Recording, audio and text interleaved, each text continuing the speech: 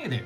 Today I'm going to walk you through how to set up and play Secret Stash, a game inspired by movies like A Simple Plan or any movie where people find a whole lot of money and things go really wrong.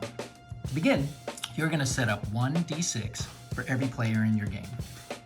Right now we're setting up for a 4-player game. Next, you're going to set up a whole bunch of poker chips in the center of the table and 1 die per each chip. This is basically creating our secret stash.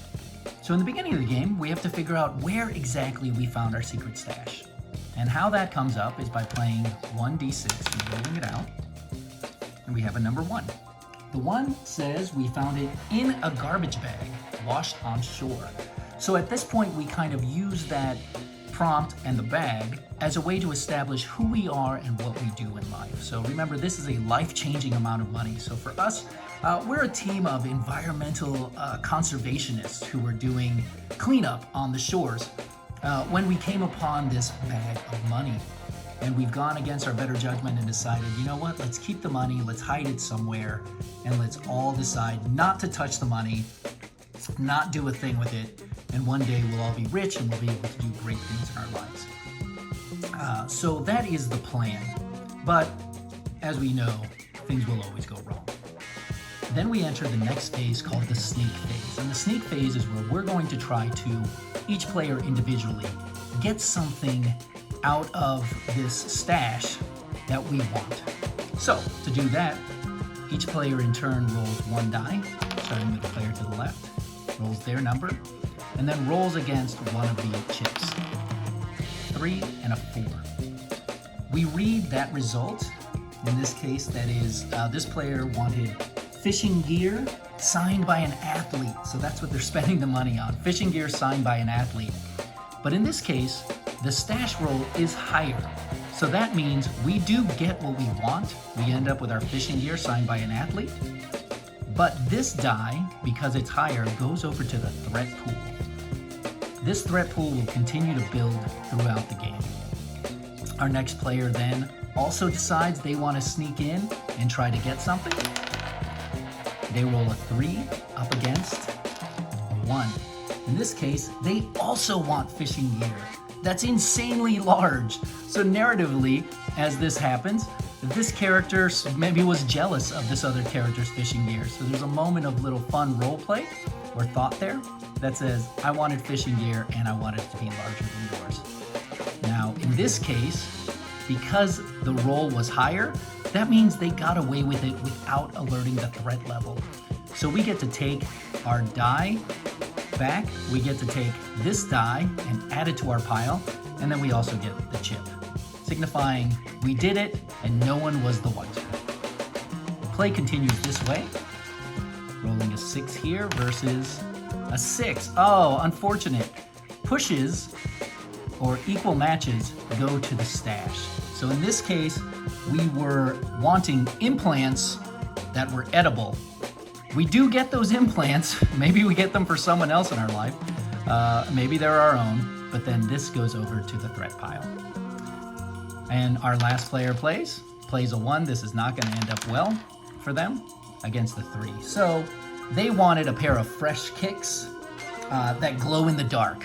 So they do get some shoes that glow in the dark, but then we go over to the threat pile. At this point, we have a discussion, a little regroup of our players, a scene where everyone's kind of at each other's throats for spending the money. Why are you buying these things? Why do you need glow-in-the-dark shoes? Why do you need edible implants? We all have to be more careful because we're about to face the threat. So the threat is representative of anything that's coming after our players. So that could be a drug kingpin who lost the money, or the authorities, or an ex who knows something's going on. Each player will have to roll 1 of their die to determine if they have to take the threat. So that's a 1, that's a 3, that's a 2, and that's a 1. Any of the lower die has to re-roll, okay? So the 1s are our lowest. A 6 versus a 6, re-roll again. A 5 versus a 5. Geez, these guys are twins. A 4 versus a 1. I think the 1 was there. They will be taking the threat.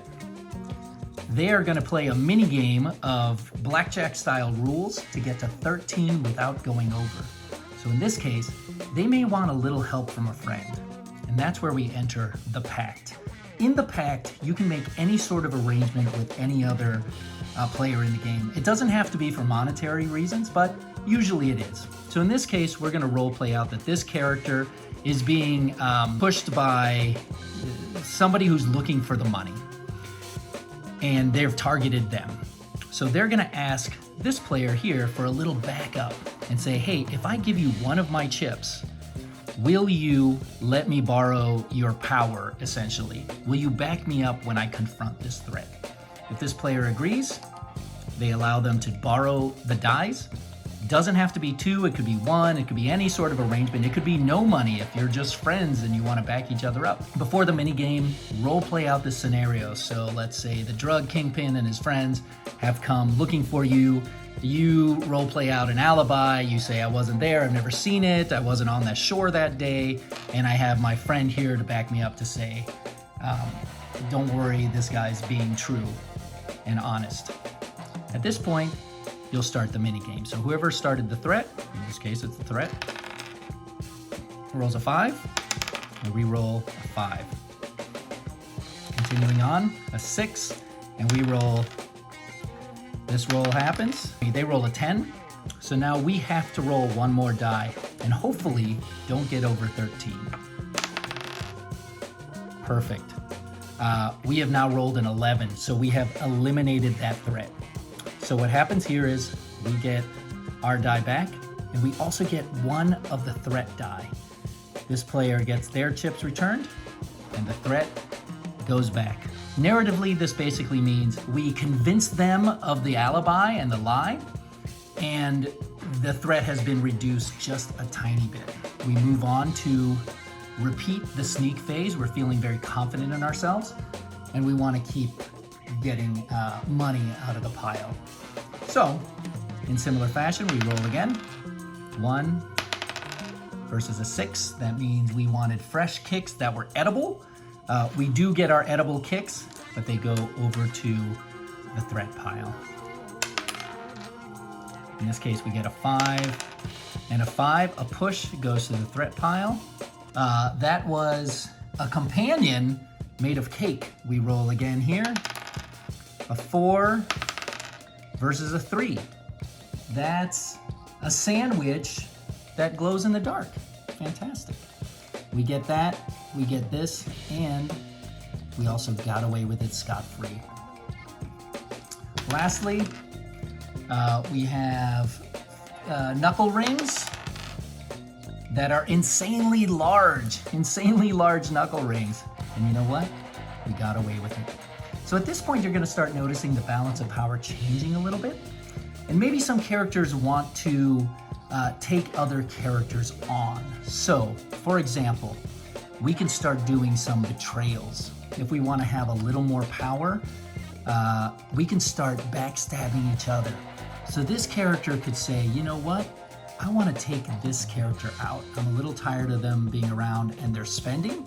I'd like a little backup to take this character out. So if I paid you 1 token, will you go with me and back me up to take this guy out? If the answer is yes, they get their token and they'll do the backup. So this is kind of a betrayal phase. This character can also look for backup and say, hey, can I pay you a token to back me up? In this case, this character says, you know what, we're not that good of friends, I'm not gonna back you up. So the same sort of rules apply of the standoff. The character who did the threat begins. 2 versus 1. 7 versus 6. So at this point, we can stop playing the game because they've run out of pieces to play. And this character doesn't have to play anymore, they've already won. So upon losing the battle, they get one of their die. These die go back, and this character goes back and licks their wounds. They're in bad shape because right now the threat's about to come up. So we play our threat roll again. 4, 5, 1, 2. This character is taking the threat with the 1. because they just formed a bond with this character, they might be able to make a pact with them and say, listen, I just backed you up. For free, will you step in with me? Probably not. They might have to pay that token back, but their bond has already started, so they say, sure, I will give you 1 token and come along for the ride with me. We roll the threat roll again to start the standoff. A 1 versus a 6, 2 versus a 12. They're gonna stay at 12, and we'll just see what the threat does. 4 and 7. So in this case, they'll get this die, everything returns, and the threat has been reduced. Play continues in this way, re-rolling the sneak, the standoff, and the threat. Now, something that can happen at this point is a roll to the death. And a roll to the death is when a character that is at a disadvantage to another character wants to up their standings as much as possible. So a roll to the death means this character with 2 chips and this character with 2 chips. If I want to up my power over another character and risk more, I can risk all of the chips I have against all of the chips they have. If I lose my die, it'll go to this pile, and if I win, I'll get 1 chip from them. So in this case, we're rolling to the death. Pact rules apply, someone else can back me up, but I don't really have enough money to make it worthwhile. So I'm just gonna go all in and hopefully be able to take them out. That's a 1, it's a terrible start. A 5, this is not gonna go well for me. I've rolled a 2, it's already over. So I lose my chips and I lose my die to that character. Now this character is insanely powerful and able to withstand any threat. So as we play this, 1, this character can now negotiate in all sorts of ways. If they want this character to back up, we can say, sure, for 1 chip, I'll back you up with 2 pieces. I'm not gonna back you up with my full arsenal. And this character really doesn't have much of a choice, so they say, sure, let me borrow 2 of your pieces, and we'll play. We'll play the threat. 5 and a 4, 3, 8. Lastly, this is a 13, so that's a perfect number.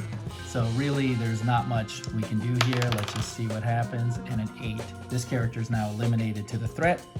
These 2 die, come back and return. So at this point, these characters can slug it out. They'll continue to alternate between betrayal rolls and pact rolls until finally, at some point in this game, 1 character is left standing with all of their die, in which case you need to roll your final roll up against the threat. So in this case, this one's a unique roll where you roll everything you have, 12, 16, 18, up against the threat. This threat is a pretty monumental threat. I can already tell right now the threat has taken it, in which case you did betray and backstab all your friends and win, but at the end of the day, the authorities, the bad guys, they did find you and eliminated you. And that's how you play Secret Stash.